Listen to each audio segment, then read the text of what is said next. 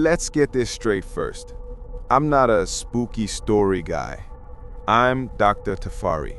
I deal in math, hard data. I run the new deep field array up on Sierra Kaolin.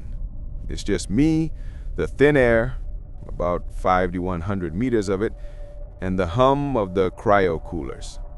My job, my obsession really, is mapping empty space, finding the faint signals, the background radiation, the things that tell us how it all works. I like it because it's real. The universe plays by rules. You just have to be smart enough to find them.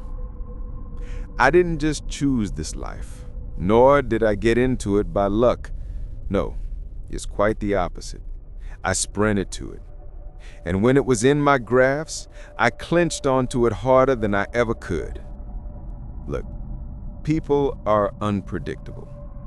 They're chaotic. I learned that the hard way back when I thought trust was a variable I could account for. It isn't. When my marriage fell apart, I realized I hated the mess of it all. The emotions, the irrationality, the complete lack of predictable, verifiable data. A person can look you in the eye and tell you one thing, and the data, their phone records, their bank statements, can tell you something else entirely. I'll take the data every time. My ex-wife, Priya, she was the ultimate chaotic system. A storm I couldn't model, a variable I couldn't predict. The divorce wasn't just a failure of a relationship. It was a failure of my logic. I couldn't solve for her. So I came here, to the top of the world. Up here, the universe is clean. It's governed by forces I can measure. Gravity doesn't lie. A hydrogen spectrum analysis doesn't get jealous or change its mind. It simply is. My refuge is this sterile white control room. My companions are the steady green lights of the server racks. My social life is the hum of the helium coolers, a predictable, steady drone that is more comforting than any human voice. I dedicated my life to the idea that everything was ultimately just a complex puzzle, that if I just looked hard enough, I could find the equation for anything. It was my refuge. I really truly believed that the universe, no matter how vast or complex, was ultimately just empty, just physics. And that's the guy I was, right up until last Tuesday. That was the night I pointed the array at section 44 Delta, the quiet patch, we called it. A routine calibration run in the Boötes void, the great cosmic empty closet of a sector where nothing is supposed to be. And the quiet patch, it noticed me. It didn't just break my equipment, it broke the rules. It showed me that my 20 years of science, my entire intellectual refuge, was just a child's drawing on the wall of an ancient conscious thing. And it knows I'm still watching. It started 2 nights before that. The first incident, I call it now, trying to put it in a neat little box. I was doing a new survey in an unexplored quadrant. Routine stuff. The very definition of methodical. I cataloged a gas giant, tagged a few high-velocity stars, and then I found it. A new exomoon orbiting a dead star. We'll call it K14b Moon. It was nothing. A footnote. Small, icy, unremarkable. I ran the standard passive spectrometry, logged its albedo, noted the high concentration of nitrogen ice. It was a boring, dead chunk of rock. I logged it, calibrated the array against its stable surface, and moved on. I didn't think about it again until the next night. I was running a follow-up, just standard procedure. I pointed the array back at K14b Moon, and the data feed, it just stuttered. The topography scan was all wrong. I thought it was a glitch, a sensor alignment issue. The mirrors up here contract in the cold. Sometimes the actuators stick. But the diagnostics came back clean, all green. So I looked at the image, the actual visual light image. Where there had been a flat, frozen plain of nitrogen ice, there was now a crater. I'm not talking about a little pockmark. This thing was the size of Asia, a near-perfect circle, black as pitch. It hadn't been there 22 hours earlier. My first reaction wasn't fear. It was annoyance. This was a problem. This was bad data. My mind raced through the logical possibilities. Impact event? Impossible. An impact that large would have shattered the moon, or at the very least thrown up a cloud of ejective visible for 1 billion kilometers. The space around K14b Moon was clean. Geological event. A cryovolcano, also impossible. The moon was geologically dead, frozen solid for eons. It didn't have the internal heat to do that. Sensor ghost? A data artifact? This was the most likely.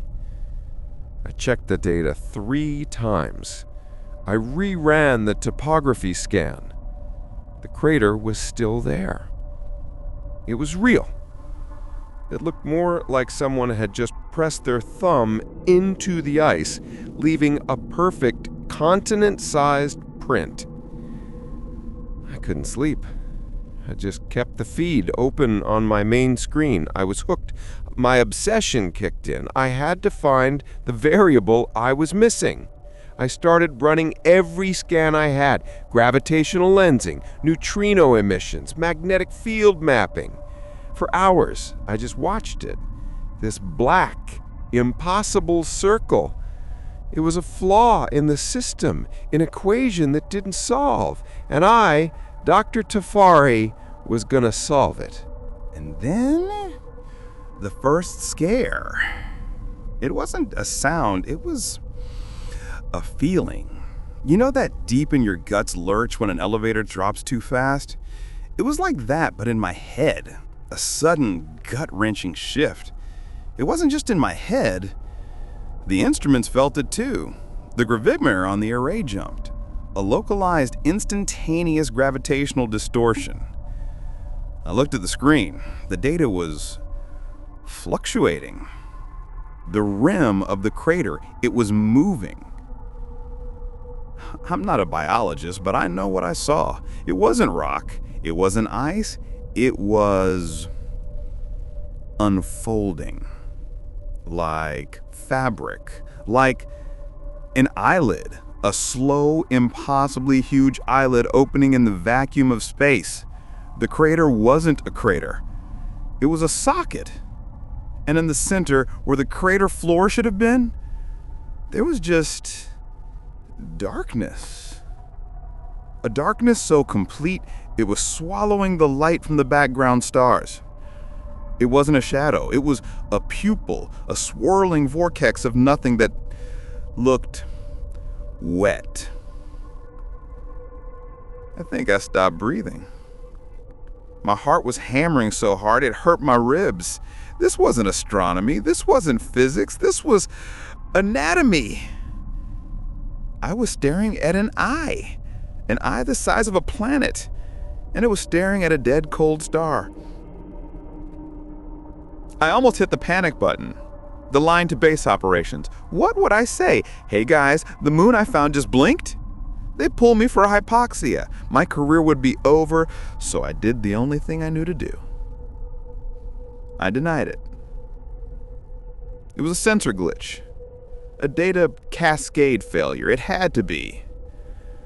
I spent the next 12 hours running diagnostics on every single piece of my own equipment. I recalibrated the mirrors. I flushed the helium cooling lines. I rebooted the entire system twice.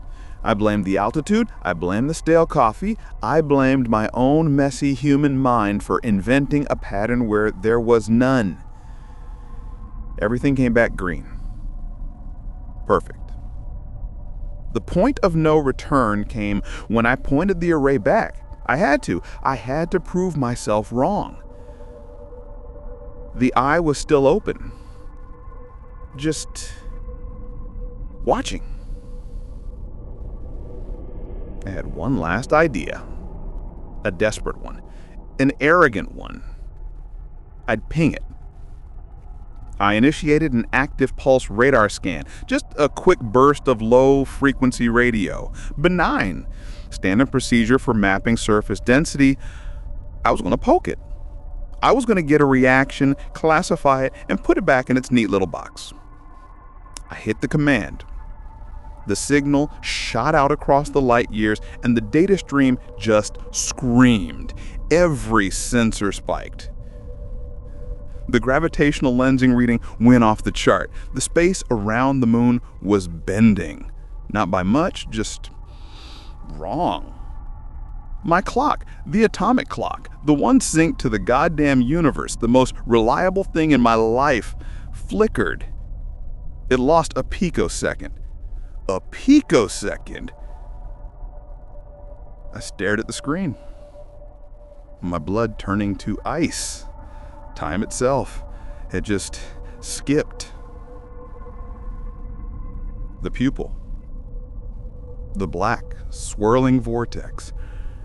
It was dilating. It had felt the pulse. It had reacted. It wasn't just looking at the dead star anymore. It had turned. The math was instantaneous. The signal took light years to get there. The reaction was now. It had known I was going to ping it before I even did. It knew exactly where the signal came from. It was staring right back at me, at Sarah Kalin, at Dr. Tafari. I didn't run. Where would I go? Out into the freezing dark? I was 5,100 meters up a mountain. Besides, my obsession, my pride, it wouldn't let me. It was the only weapon I had. I couldn't run, so I had to solve. I had to prove it wrong. I had to understand. I ran the two most fundamental scans I had, spectroscopy and gravitational lensing. One tells you what something is made of, the other tells you how heavy it is. They are the bedrock of physics. They are my catechism. They cannot contradict each other. First, the spectroscopy. The data scrolled up the screen. I almost cried with relief. It was normal.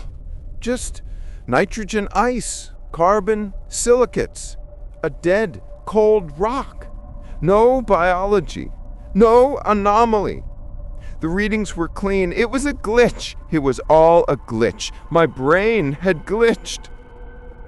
It was just a weirdly shaped crater. The ping, the clock, it was all a cascade failure. I was safe. My rules were safe. But the eye was still open, and my atomic clock was still wrong. So I ran the grav scan. I locked the sensors onto K14b Moon and didn't look away. I needed the data to match. I needed the mass to equal dead, cold rock. The data came back, and my mind, it just stalled. The numbers, they stopped making sense. Here's what the data told me, all at once, streaming onto my console. Mass equals 1.4, icy moon. Mass equals 4.5, host galaxy. Mass equals 0. Mass equals minus 1.4, negative mass. It wasn't just a contradiction. It was all the answers, all true, all at the same time. The numbers were just noise. You can't have 1 and 0 be the same value. You just can't. That's the foundation. That's everything. And if that's wrong, then the entire concept of wrong is meaningless. I tried to find the error in the code. I checked the algorithm. The math was correct. The data was just yes. I looked up from the data at the main screen, at the eye. It wasn't angry. It wasn't hungry. It was just looking, indifferent. And I finally understood. My rules, my physics, my beautiful, clean math, they weren't the universe's rules. They were my rules. A little game I made up to feel safe. A blanket I'd pulled over my head because I was afraid of the messy, irrational Priya variable. The universe didn't care about my game. That was it. That was the moment. My core fear. Not a monster, not claws or teeth, just irrelevant. The total annihilation of my intellectual certainty. The realization that my entire life's work, my mind, my significance, was just a rounding error in a system I couldn't even begin to comprehend. I looked at my own hand on the sterile console. The hum of the computer filled the room. Was my hand real? Was biology just another set of rules I'd made up? Was Tafari a variable? The floor just dissolved.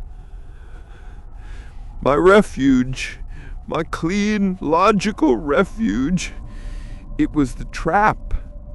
It was just a drawing on the wall of that. I don't know how long I sat there.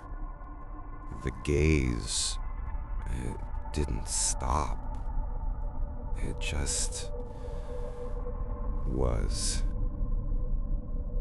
I think I started to laugh. It came out quiet, empty. The sound of a structure finally collapsing under a load it was never designed to bear. The relief team found me 3 days later. They said I was unresponsive. But I was responsive. I was just busy. They found me in the main control room. I'd redecorated. The data printouts were everywhere. The real data. The 1 = 0 data. I'd been writing on the walls with a dry erase marker. Equations. But not my old equations. They were patterns, spirals, maps of the void's biology. The pupil is the system. We are a function of its gaze. 1 = 0 = all. They said I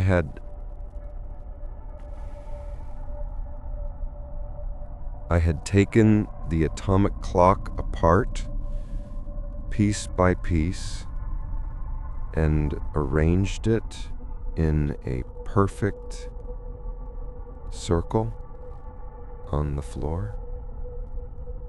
They pulled me out, Acute, high-altitude psychosis, the report said.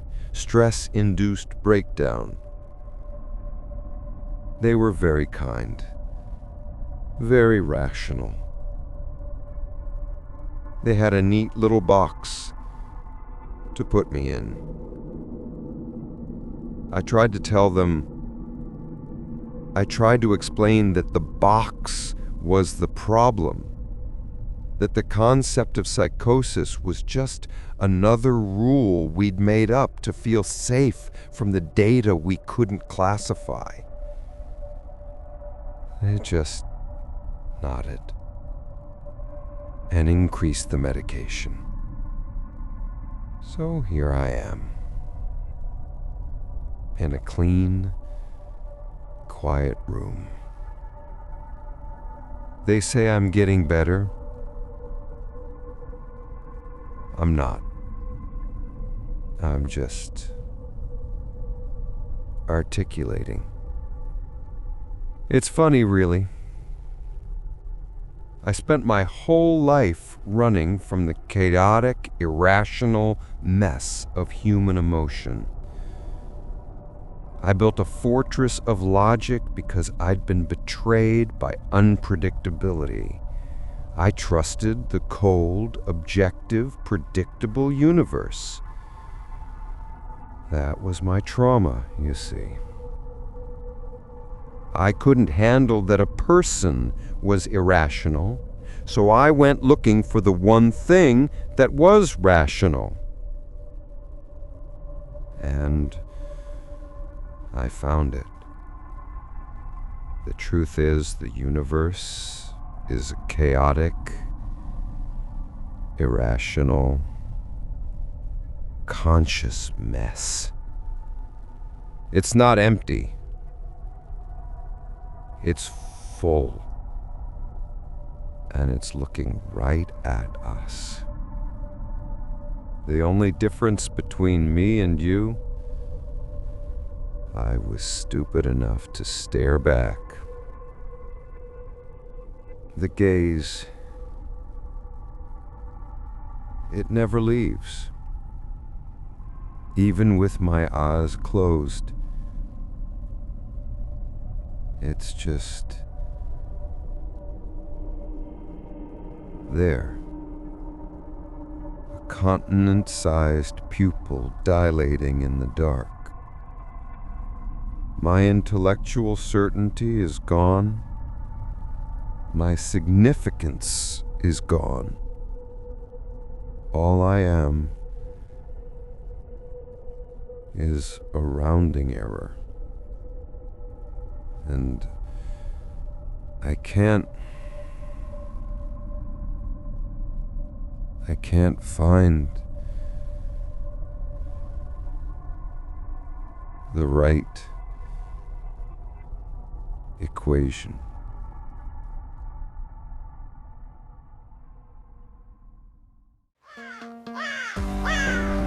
Thank you so much for watching or listening.